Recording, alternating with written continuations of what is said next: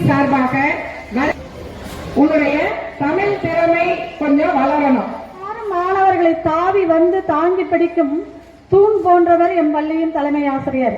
எங்கள் பள்ளியின் ஆணிவேரும் அவரே, அச்சாணியும் அவரே, பண்பின் ஊற்றும் அவரே, பள்ளியின் தலைமையும் அவரே. அவரே இந்த வரவேற்புரையை வழங்கியமைக்கு மிக நன்றியை தெரிவித்துக் கொண்டு அடுத்த நிகழ்வாக வரவேற்பு நடனம் நம் பள்ளியின்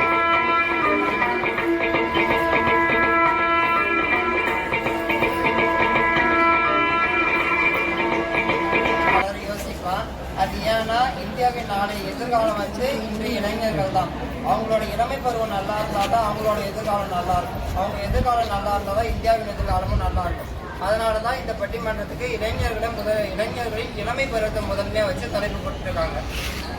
கற்க கசடர கற்பவை கற்ற. அனைவருக்கும் வணக்கம். இந்த உலகத்திலேயே மிகவும் முக்கியமானது என்றால் என்ன நடுவர் அவர்களே? உயிர்தானே. ஆனால் ஒழுக்கம் அந்த உயிரை விட மேன்மையானது என்று வள்ளுவர் தான் இயற்றிய திருக்குறளில் குறிப்பிட்டுள்ளார். அதனால்தான் ஒழுக்கம் உயிரினும் ஓம்பப்படும் என்ற வரிகளை தான் இயற்றிய திருக்குறளில் பயன்படுத்தியுள்ளார். இளைஞர்கள் அவர்கள் லட்சியத்தை மற்றும் குறிக்கோளை அடைவதற்கு முதல் இடமாக இருப்பது பள்ளிக்கூடம். அந்தணன் ஆனாலும் ஒழுக்கம் கேட்டால் பெருமை கெடும். இது நான் சொல்லவில்லை நடுவர்களே, வள்ளுவரே கூறுகிறார். இதற்கு எடுத்துக்காட்டாக நான் ஒரு சிறிய கதை கூறுகிறேன் நடுவர்களே.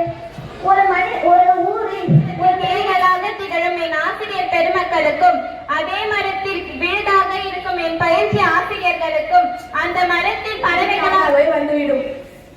ஏழையாக இருந்தாலும் சரி, உன்னிடத்தில் ஒழுக்கம் இருந்தால் உயர்ந்த பேரும் புகழும் உன்னை வந்து சேரும். ஆறறிவு பெற்ற மனிதனுக்கு தேவை நல்லொழுக்கம் அறிந்திருக்கலாம். இதை நான் முதலில் கூறிய பொன்மொழியை நன்றி நோக்குங்கள். அறிவே உலகை ஆகின்றது. அறிவு என்பதை கல்வியால் மட்டும்தான் வருகிறது என்றும் கூறினார். அதை நீங்கள் எல்லோரும் கேட்டீர்கள் அல்லவா? இப்பொழுது நான் கூறுகிறேன், இதையும் சற்று செவி கொடுத்து கேளுங்கள். அந்த இடத்துல அவருக்கு தேவையானது கல்விதான். அப்பொழுது கல்விதானே நமக்கு முதலில் தேவையானது. ஒழுக்கத்தை பத்தி பேச சொல்லி சீனியர் என்ன பண்ணாங்கன்னா, ஒழுக்கம் தான் ஒருத்தவங்களோட வாழ்வை உயர்த்தும் அப்படின்னு சொல்லிட்டு போறாங்க. ரெண்டாவது பேசின பூஜா என்ன சொன்னாங்கன்னா, மானே மரதருமை, தேனே திகட்டாத திரவியமே, என் தாயே தமிழை, முதலில் உன்னை வணங்குகிறேன். இங்கு கூடியிருக்கும் அனைவருக்கும் என் இரண்டாம் நிலை வணக்கத்தை தெரிவித்துக் கொள்கிறேன். நான் எடுத்துக்கொண்ட தலைப்பு உயரம்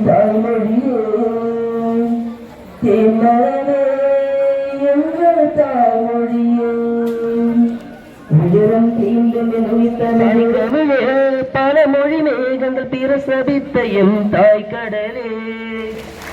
செயலில் ஒரு மேடையில அவன் தன்னுடைய திறமையை காட்டானா ஊக்குவிப்பு எப்படி இருக்கணும்னா நம்மளுடைய எப்படி இயற்கையில் வளர்ந்திருக்க முடியும்? வாசனை பூசிக்கொள்வதாலும் மலர்களை சூழ்நிலும் நடைமானம் உண்டாகும். இப்போது நீ வாசனை பொருட்களை சூடிக்கொண்டிருக்கிறாயா? இல்லையே. நாட்டு மக்களுக்கு ஒரு நற்செய்தி. ஐயோ, 1000 மக்கள் கேள்விப்பட்டீங்களா? பார்த்ததே இல்லையே. ஆமா, அரசோட சந்தேகமா என்ன? என்னால தீர்த்து வைக்க முடியுமா? அதை பத்தி உங்களுக்கு ஏதாவது விவரம் தெரியுமா? அதை தெரிஞ்சிருந்தால் அந்த பரிசுகளை நானே அடைந்து விடுவேனே. ஏடா சிரிக்கிறீங்க? 1000 மொழினா சும்மா அவங்களுக்கு புலவன் நான். நமச்சாரியா தொண்டரை படத்தை உங்களுக்கு தெரிஞ்சு போச்சா? என் வயிற்று படத்துல அடிக்கட்டுமே வந்துடுவீங்களே.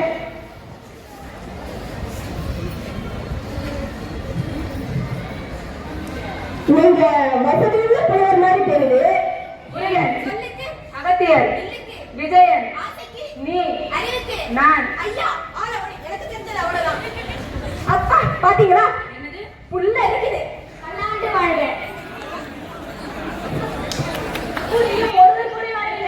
போதவில்லையா?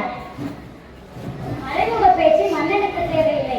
என்னிடம் நேரடியாகவே கேட்டிருக்கலாம் அல்லவா? புலமைக்கும் தலைமைக்கும் போட்டி வேண்டேன். ஒன்றுக்கும் புலமைக்கும் பொருளை விற்கும் அளவில் என் எண்ணம் எழுத்தும் இன்னும் இழக்கவில்லை. வெகுமதிக்கு முறையம் இல்லை என்றால் விட்டுவிடுங்கள். வேண்டேன் சந்தேகத்தை தீர்க்க விளக்கம் கூறுங்கள். கடலத்தோடு பிறந்தது சந்தேகம், அது எங்கு தீரப்போகிறது? உத்திராடம், அவிட்டம், புரட்டாதி, உத்திரட்டாதி, ரேவதி என்று சொல்லும்படியாக 27 பேராசிரிய பெருமக்களாக ஆசிரிய பெருமக்கள் உங்களை வழிநடத்தி கொண்டிருக்கிறார்கள்.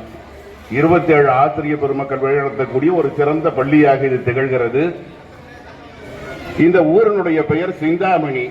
எல்லா ஊருக்கும் நல்ல பெயர் அமைந்து விடாது. சீவக சிந்தாமணின்னு ஒரு புத்தகம் இருக்கு, நமக்கு தெரியும். 50 காப்பி நிகழ்ச்சி, அதாவது தமிழ் கூடல் என்பதற்கு ஏற்ப அருமையான பட்டிமன்றம் நடந்தது. நல்ல நடனம் இருந்தா அந்த பள்ளிக்கூடம் நல்லா இருக்கும். இல்லைன்னா இப்போ என்ன பண்றோம், அப்பா அம்மா அடிச்சா திட்டினா கூட போலீஸ் கம்ப்ளைண்ட் பண்ணுவோம் போது, அந்த மாதிரி இன்றைய சூழ்நிலை மாறி இருக்கக்கூடிய நிலையாக இருக்கிறது.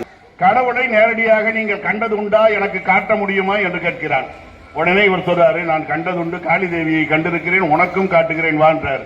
இப்படி எனக்கு யாருமே சொல்லலையே, நீங்க எனக்கு அப்படியெல்லாம் செய்வீங்களான்னு வந்து அவன் நிற்கிறான். பிறகு பயிற்சி எடுக்க விவேகானந்தன் என்கிற பெயர் அவருக்கு வருகிறது. 40 ஆண்டுகள் இவர் பெற்ற பயிற்சியை 4 நிமிடம் அவர் தலையில இவர் கை வைக்கிறார். விவேகானந்தனுடைய தலையில 4 நிமிடம் கை வைக்கிறார் பரமஹம்சர். இவர் தன்னை மறந்து பரவசண்டைக்கு போயிட்டார். எவ்வளவு ஆச்சரியமான விஷயம் பாருங்க.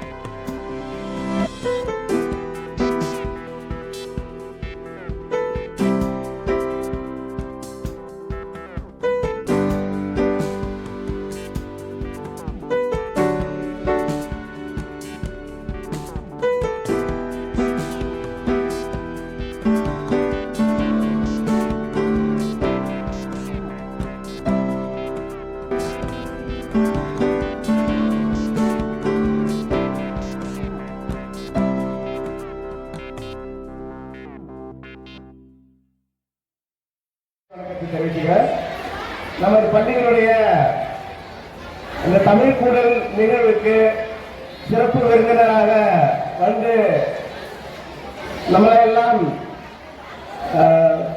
தமிழ் கூடல் அப்படிங்கிற இந்த நிகழ்வு அப்படிங்கிறது எவ்வளவு பெரிய ஒரு நிகழ்வாக நம்மளுக்கு இங்க மாற்றி காட்டியிருக்கிறாங்க அப்படிங்கிறத நம்முடைய பேராசிரியர் விருத்தாசலம் கலைஞர் கல்லூரியினுடைய தமிழ்துறையினுடைய தலைவர் சிவகுமார் ஐயா அவர்களை இந்த நேரத்தில் நம்ம சிறப்பாக நல்ல வரவேற்புரை அளித்து அவர் ஆற்றிய அந்த உரை அப்படிங்கிறது ஏதோ தமிழ்ச்சங்க மாநாட்டில் தமிழ் அறிஞர்களோட பேசிய